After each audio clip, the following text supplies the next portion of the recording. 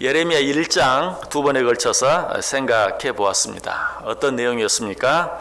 먼저 예레미야 애가 1장 첫 번째 부분, 앞부분에서는 예루살렘 성이 회파되고 파괴된 사건을 제3자의 입장에서 이렇게 멀리서 바라보는 그런 모습으로 설명해 주고 있는 그런 모습을 보았고요. 그리고 후반부 12절에서 22절까지에 있는 말씀은 제3자의 입장이 아니라 자기 자신의 입장, 주관적인 그런 입장에서, 그리고 좀 더 가까이 자세히 들여다보는 그런 모습에 대해서 생각해 보았습니다. 즉 전반부 내용은 예루살렘 성이 회파된 사건을 좀 객관적인 입장에서, 후반부의 내용은 예루살렘 성이 회파된 사건에 대해서 좀 주관적인 입장에서 생각해 보는 그런 내용에 대해서 생각해 보았어요. 우리가 어떤 일을 바라볼 때 항상 이런 시각이 필요합니다. 어쩔 때는 좀 멀리서 객관적으로, 그러나 어쩔 때는 가까이에서 좀 주관적으로 이렇게 생각해 볼 필요가 있어요. 또 다르게 표현하면 어쩔 때는 제3자의 입장에서 좀 냉정하게, 그러나 어쩔 때는 주관적인 입장에서, 자기 자신의 입장에서 냉정하게 또 그 일들을 바라보고 생각해 볼 필요가 있다. 자, 어쨌든 똑같은 사건을 이처럼 서로 다른 시각을 통해서 보면서 내린 결론은 무엇이었습니까? 모든 문제들의 원인이 우리의 죄 때문이다. 우리의 범죄로 말미암아 이런 일들이 일어났다. 그렇다면 이런 일들로부터 벗어날 수 있는, 이런 일들로부터 회복될 수 있는 유일한 길은 무엇인가? 이 모든 일들을 허락하신 분이 하나님이신 줄 알고 하나님께로 돌아가는 것뿐이다. 그것 외에는 다른 방법이 없다.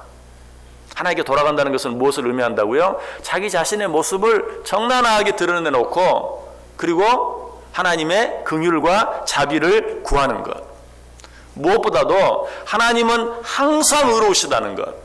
내가 보기에는 하나님이 불의한 것처럼 보일 때도 있고, 하나님이 불공평한 것처럼 보일 때도 있고, 하나님이 틀린 것처럼 보일 때도 있지만, 그럼에도 불구하고 우리 하나님은 항상 옳으시고 우리 하나님은 항상 의로우시다는 사실을 기억하면서 하나님께로 돌아가는 것, 하나님의 그 자비하심과 긍휼하심과 용서하심을 바라는 것만이 모든 문제의 진정한 해결책이요, 모든 문제로부터 진정으로 회복될 수 있는 유일한 방법이다 하는 것에 대해서 말씀드렸어요. 자, 우리가 이렇게 할 때 하나님께서 어떻게 해주신다고요? 너희가 내게로 돌아오면 나도 너희에게로 돌아가겠다. 우리가 하나님께로 돌아가면, 하나님은 내가 하나님께로 돌아가면 하나님이 그때 뜻을 돌이켜서 우리에게 돌아오시는 그게 아니고, 우리 하나님은 우리가 하나님께로 돌아가면 저절로 돌아오게 되어 있는, 돌아오지 않을 수 없는 그런 분이신 것이, 너희가 내게로 돌아오면 나도 너희들에게로 돌아가겠다. 자, 그런데 이 하나님의 모습이 때때로 우리들의 눈으로 봤을 때 변한 것처럼 보일 때가 있어요.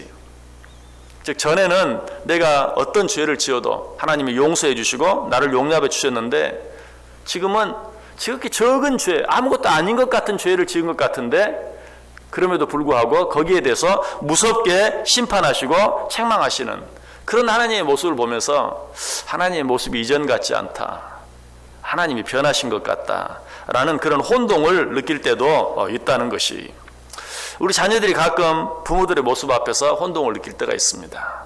어쩔 때는 자녀가 어떤 상당히 큰 잘못을 저질렀어도 너그럽게 부모가 용서해 줍니다. 그런데 어쩔 때는 별것 아닌 잘못을 저질렀는데 무섭게 불호령을 하고 해초를 들고 피가 나도록 때리는 그런 모습 앞에서 자녀들이 가끔 혼동을 할 때가 있어요. 그래서 자녀들은 뭐라고 말합니까? 부모가 변했다, 아버지가 변했다, 엄마가 변했다라고 느낄 때가 있는 것이. 그런데 정말 그렇습니까? 물론 인간적으로 우리 부모들은 자기들의 기분에 따라서 이렇게 하고 저렇게, 이렇게 했다 저렇게 했다 할 때도 없지 않아 있어요. 그러나 근본적으로 부모는 바뀌거나 변하지 않아요. 사실은 누가 바뀌고 변한 것입니까? 자녀들이 바뀌고 변한 것이. 어떻게 변했습니까? 예전에는 무슨 잘못을 했든지 부모가 그 잘못을 지적하면 무조건 잘못했습니다 울면서 빌어요. 어렸을 때는 그러죠. 그러나 좀 커가면서 어때요? 그렇지 않아요. 부모가 자녀의 잘못을 지적해도, 설령 자기가 잘못한 것이 확실해도 내가 뭘 잘못했어요? 라고 따지고 대드는 그런 경우가 있어요. 그러면 어때요? 맞는 거죠. 설령 정말 큰 잘못을 했어도 잘못했어요, 안 그럴게요 하면 용서가 되지만, 내가 뭘 잘못했냐고 따지면, 내가 뭐 그렇게 맞을 만한 짓을 했냐고 따지면 어때요? 별로 큰 잘못이 아니라도 맞을 수밖에 없게 되는 것이. 부모들은 어때요? 자녀들이 잘못했다고 하면 그 잘못의 크기와 상관없이 안아주고 뽀뽀해주고 용서해주고 오히려 이전보다 더 사랑해주는, 그것이 부모들의 모습이. 결국 변한 것은 누구 때문입니까? 부모가 변한 것이 아니고 자녀들이 변한 것이라는 사실이. 오늘 본문에도 같은 이야기가 나와요. 1절 보세요. 슬프다 주께서 어찌 그리 진노하사 딸 시온을 구름으로 덮으셨는가. 이스라엘의 아름다움을 하늘에서 땅에 던지셨으며 그의 진노의 날에 그의 발판을 기억하지 아니하셨도다. 자, 여기 보면 구름이라는 말이 나옵니다. 여러분, 성경에서 구름 하면 어떤 생각이 제일 먼저 드십니까? 이스라엘 백성들이 출애굽에서 광야를 갈 때 구름 기둥으로 인도해 주셨던 그 하나님의 모습 생각나죠? 뿐만 아니라 모세가 시내산에 올라갔을 때, 하나님이 시내산에 강림하실 때 어때요? 구름이 빽빽하게 임했던 그런 모습. 또 성전을 건축하고 나자 하나님께서 그 성전에 영광의 구름으로 임재하신 그런 모습. 자, 이런 모습들은 어때요? 하나같이 사랑이 넘치는 모습이고, 그리고 정말 위엄이 있는 영광스러운 그런 모습이. 그런데 오늘 본문에 기록된 구름의 모습은 어떤 모습입니까? 그런 아름다운 영광스러운 사랑이 넘치는 그런 모습이 아니, 오늘 본문에 나타나는 구름은 먹구름으로 징계와 심판의 무서운 구름이 등장하는 것을 보아요. 그래서 우리를 두렵게 만들고 떨게 만드는 그런 구름의 모습이 나와 있어요. 또 3절 말씀은 어때요? 불이 나옵니다. 여러분, 또 불 하면 어떤 생각이 듭니까? 역시 아까 구름 하면 제일 먼저 구름 기둥이 생각났던 것처럼 불 하면 또 불 기둥이 생각이 나요. 그러나 오늘 본문에 나타나는 불은 그런 불이 아니에요. 3절 보세요. 주께서 야곱의 모든 거처들을 삼키시고 긍휼히 여기지 아니하셨으며 노아사 딸 유다의 견고한 성체들을 허물어 땅에 엎으시고 나라와 그 지도자들을 욕되게 하셨도다.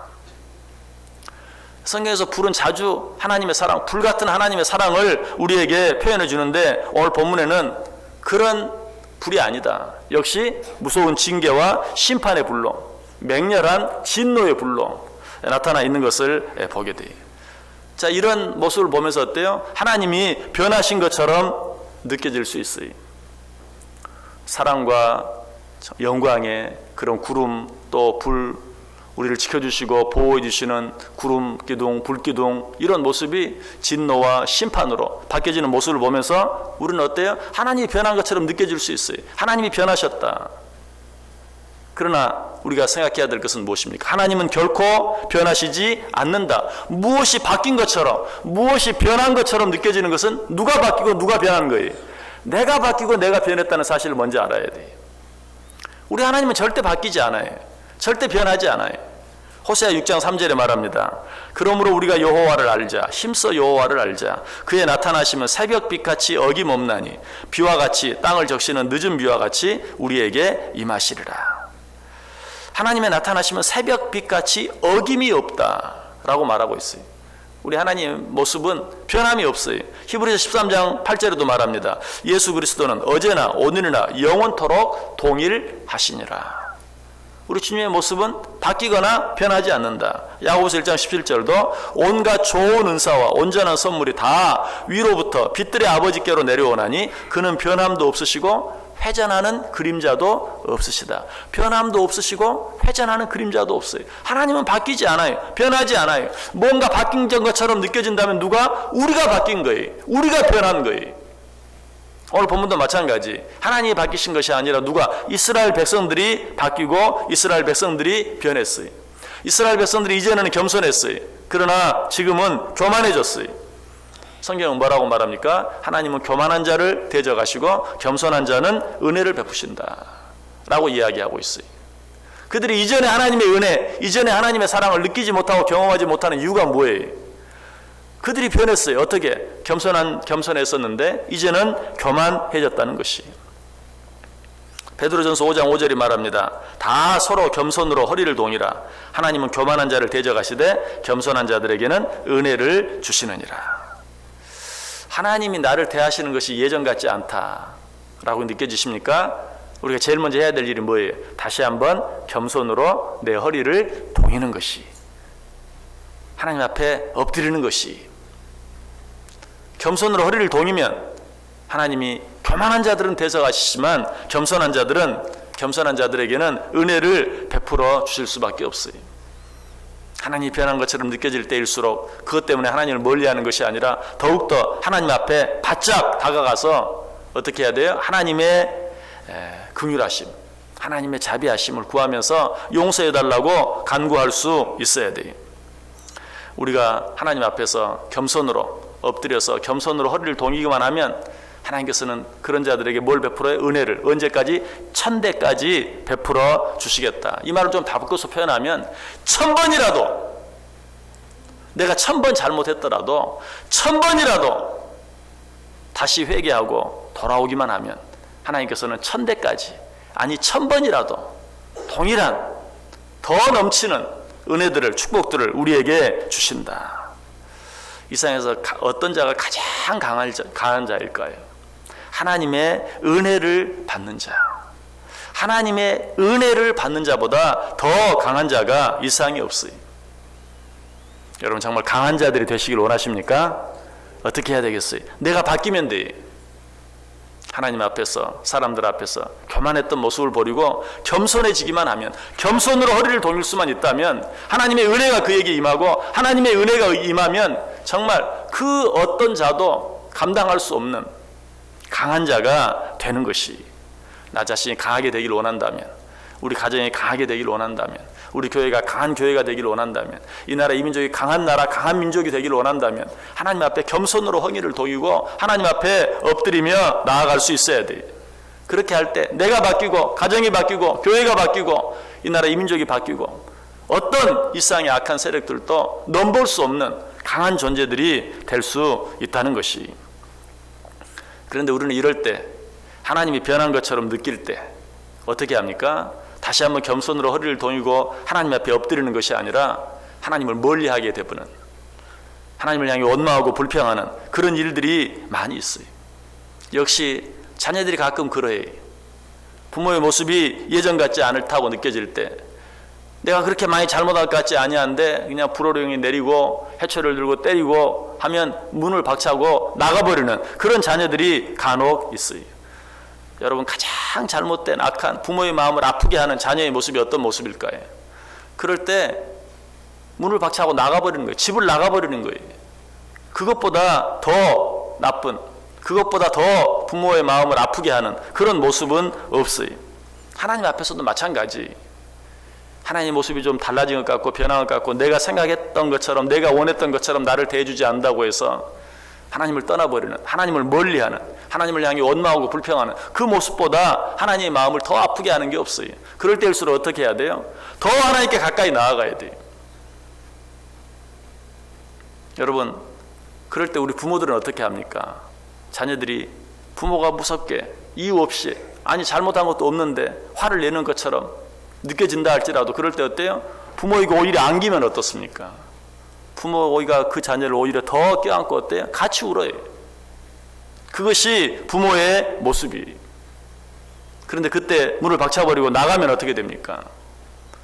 부모의 마음을 더 아프게 하고 그것이 더 큰 문제가 되는, 더 피차간에 서로 힘들게 하는 그런 일이 되고 마는 것이. 하나님이 나를 멀리하는 것처럼 느껴지고 하나님이 바뀐 것 같고 변한 것처럼 느껴질 때 더 하나님께 가까이 나아가서 그 품밖에 내가 돌아갈 곳이 없는 줄 알고 그 품에 안기면 하나님께서 나를 더 안아주세요. 하나님은 어떤 분이십니까? 나를 위해서 하나밖에 없는 당신의 아들 예수 그리스도를 이 세상에 보내주시고 십자가에 달려 죽게까지 하시면서 나를 사랑해 주신 분이, 그 하나님의 품에 우리가 다시 안기기만 한다면, 어떠한 경우라도 나는 그 하나님의 품 밖에는 돌아갈 데가 없다는 사실을 인정하고 그 품에 안기기만 한다면 하나님께서는 우리에게 가장 좋은 곳으로 풍성하게 넘치도록 부어주시는 그런 분이신 것을 오늘 말씀해 주고 있어요. 시편 139편 7절 이하에 보면, 내가 주의 영을 떠나 어디로 가며 주의 앞에서 어디로 피하리이까? 내가 하늘에 올라갈지라도 거기 계시며 수월에 내 자리를 펼지라도 거기 계시나이다. 내가 새벽 날개를 치며 바다 끝에 가서 거주할지라도 거기서도 주의 손이 나를 인도하시며 주의 오른손이 나를 붙드시리이다. 내가 주의 영을 떠나 어디로 가오리이까? 나는 주님 외에 그 어디로도 그 누구에게로도 갈 데가 없는 자입니다. 여러분, 이것이 믿음이. 하나님은 이런 자를 사랑하세요. 우리는 하나님을 피할 수 없어요. 하나님 외에 다른 어떤 대안이 없는 사람들이, 하나님밖에는 답이 없어요. 이 사실을 항상 인정하며 살아갈 수 있어야 돼요. 자, 그렇다면 이런 우리들이 어떤 모습으로 살아야 합니까? 예수 그리스도의 어머니 마리아가 가나의 혼인잔치에서 하인들에게 했던 말씀 한번 기억해 볼 필요가 있어요. 그의 어머니가 하인들에게 이르되 너희에게 무슨 말씀을 하시든지 그대로 하라. 이때 모습을 한번 생각해 보세요. 마리아가 이 포도주가 떨어졌습니다. 좀 어떻게 좀 해주십시오 라고 예수님께 말했죠. 예수님이 뭐라고 말해요? 여자여, 그 일이 나와 무슨 상관이 있나이까. 여러분, 이때 예수님 어머니 마리아의 마음이 어떠했겠어요? 이건 아닌데, 저렇게 말할 수 없는데, 뭔가 잘못된 것 같고 뭔가 변한 것 같은, 그리고 어머니로서 모든 것을 아는, 그가 하나님의 아들이라는 사실을 다 안다 할지라도 육신의 어머니로서 서운할 수밖에 없어요. 그러나 그 순간에 마리아 입에서 나왔던 말은 무슨 말입니까? 하인들에게 이르되 너희에게 무슨 말씀을 하시든지 그대로 하라. 인간적으로는 서운했어요. 아니, 그럴 수가 없는데 왜 저럴까 하는 생각이 들었어요. 예수님이 잘못하고 있는 것처럼 느껴지기까지 했어요.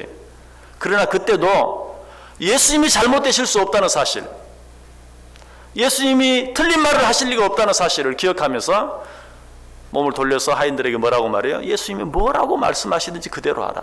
여러분, 이것이 믿음입니다. 하나님께서 원하시는 것이 바로 그것이. 그렇게 했을 때 예수님께서는 어때요? 그 어머니 마리아의 청원대로 물로 포도주를 만드는, 아니 이전보다 더 맛 좋은 포도주를 만드는, 문제를 해결해 주는 은혜와 역사를 누가? 마리아와 그 모든 하인들이, 그 잔치에 참여한 모든 사람들이 경험할 수 있었다는 것이, 여러분, 물이 바뀌어 포도주가 되는, 이전보다 더 맛 좋은 포도주가 생기는, 그래서 거기 있는 모든 사람들을 더 기쁘게 하는 이런 기적, 이런 은혜를 체험하며 살기를 원하세요? 어떻게 하면 돼요? 하나님이 좀 변하신 것 같아요. 하나님이 나를 이전처럼 사랑해 주시지 않는 것 같아요. 하나님이 하시는 일이 이해가 잘 되지 않아요. 좀 불공평한 것 같아요. 너무 하시는 것 같아요. 그럴 때 어때요? 말씀하옵소서. 나는 오직 주의 말씀대로만 따르겠나이다. 하나님은 그런 자를 무리칠 수 없어요. 자녀가 설령 아무리 잘못했다 할지라도 잘못했어요 하고 안기는 자녀를 부모가 더 이상 어떻게 할 수 없는 것처럼, 같이 안고 울 수밖에 없는 것처럼, 그럴 때일수록 더 하나님께로 돌아오고 하나님의 품에 안기는 자들, 하나님이 어쩔 수가 없어요. 하나님은 그를 껴안고 같이 우실 수밖에 없는 것이, 알겠습니다, 무슨 말씀이든지 하시옵소서, 나는 그저 주님의 말씀대로 따르겠나이다 라고 고백할 수 있어야 돼요. 시몬 베드로가 예수님께 특별한 사랑을 받았던 이유가 무엇일까요? 시몬 베드로가 잘못을 많이 안 했나요? 아니에요. 12제자 가운데 어떻게 보면 가장 많이 잘못하고 가장 많이 실수한 사람이 시몬 베드로라고 말할 수 있어요. 그런데 예수님께서 많은 사람들이 그 예수님을 이해하지 못하고 떠나갈 때, 등을 돌릴 때 예수님께 제자들에게 뭐라고 말하죠? 너희들도 가려느냐? 그때 시몬 베드로가 뭐라고 말합니까? 시몬 베드로가 대답하되 주여, 영생의 말씀이 주께 있사오니 우리가 누구에게로 가오리이까?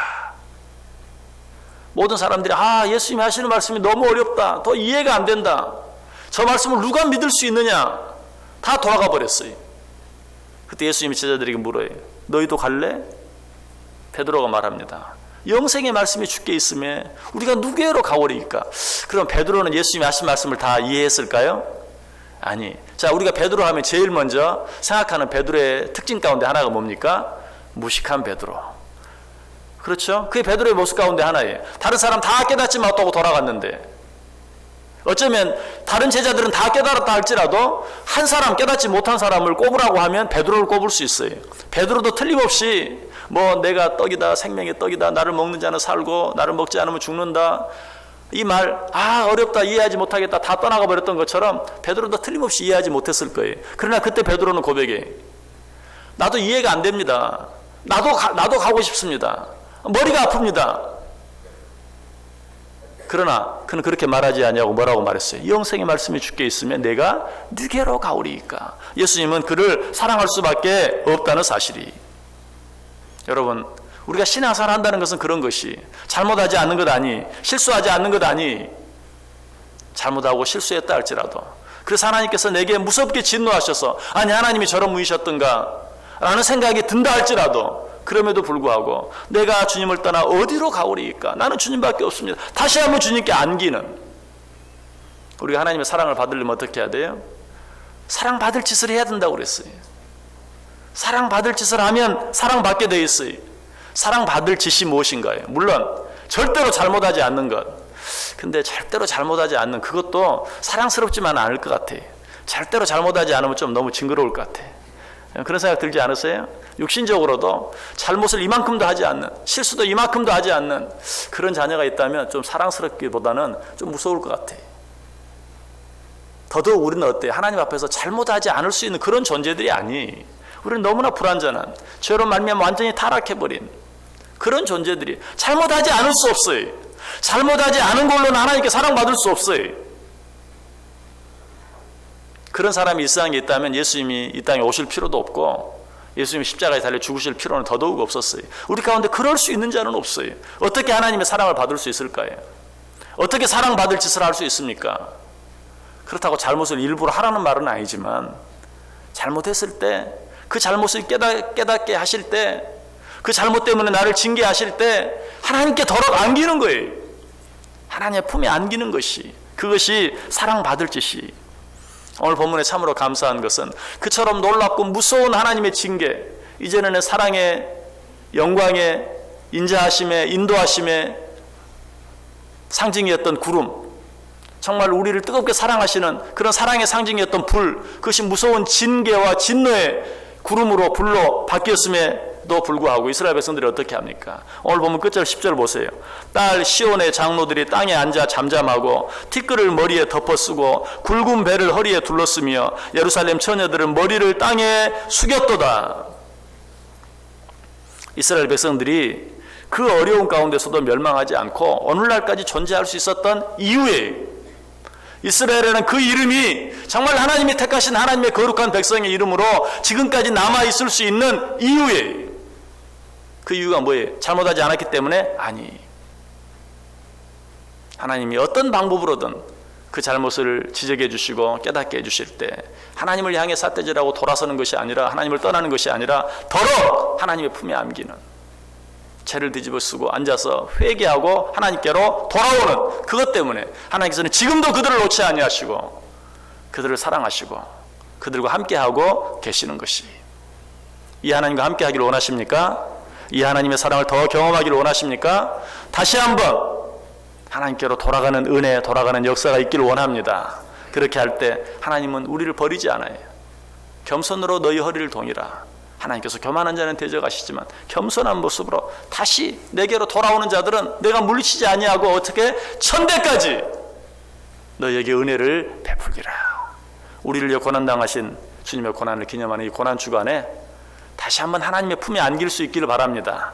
나를 위해서 예수 그리스도를 보내주신 그 주님의 품, 그 하나님은 절대 바뀌지 않고 2000년 전에 하나밖에 없는 아들을 보내서 우리를 위하여 우리 죄를 대신하여 죽게까지 하신 그 하나님은 절대로 바뀌지 않고 절대로 변하지 않고 그 하나님의 사랑은 절대로 없어지지 않는다는 사실을 기억하고 그 하나님의 사랑으로, 그 하나님의 사랑의 품으로 다시 한번 돌아감으로 하나님 우리에게 주시길 원하시는 그 놀라운 은혜와 사랑을 다시 한번 풍성히 경험할 수 있는 복된 저와 여러분들 다 될 수 있기를 주님의 이름으로 간절히 축원합니다. 기도하겠습니다. 사랑이 많으신 하나님 감사합니다. 때때로 이해할 수 없는 일들이 너무 많습니다. 정말 원망할 수밖에 없는, 불평할 수밖에 없는 일들도 많이 있습니다. 하나님, 그러나 그럴 때일수록 우리 하나님은 바뀌지 않고 변하지 않는 것 기억하게 하여 주옵소서. 내가 바뀐 것을, 내가 변한 것을 인정하게 하여 주옵소서. 그리하여 회개하고 다시 한번 주님의 그 사랑의 품으로 돌아가게 하여 주옵소서. 그래 하나님께서 여전히 변함없이 나를 사랑해 주시고 나를 끌어안아 주시고 나를 축복해 주시는 그 은혜를 경험하고 누리게 해 주옵소서. 예수님의 이름으로 기도드리옵나이다. 아멘.